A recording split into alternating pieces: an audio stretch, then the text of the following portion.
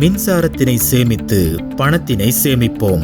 மின்சாரத்தினை எச்சரிக்கையுடன் உபயோகிப்போம்.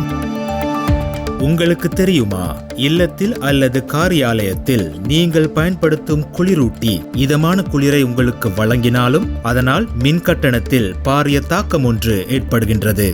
ஆகவே குளிரூட்டியினை எச்சரிக்கையுடன் பயன்படுத்துவதன் மூலம் உங்களது வருமானத்திற்கு மட்டுமல்லாமல் நாட்டின் பொருளாதாரத்திற்கும் பங்களிப்பாக அமையும்.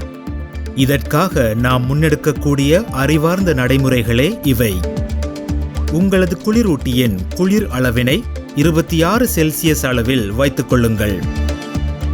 பகல் வேளையில் குளிரூட்டியினை பயன்படுத்தும் போது அறையினுள் சூரிய வெளிச்சம் மற்றும் காற்று உட்புகுவதை தவிர்த்துக் கொள்ளுங்கள்.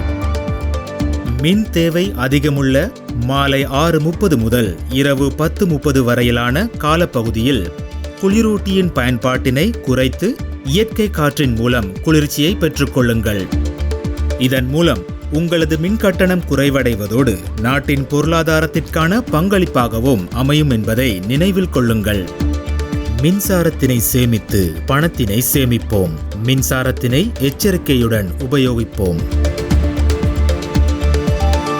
இலங்கை மின்சார சபையின் மின் கோரிக்கை முகாமைத்துவ கிளையின் அறிவிப்பு.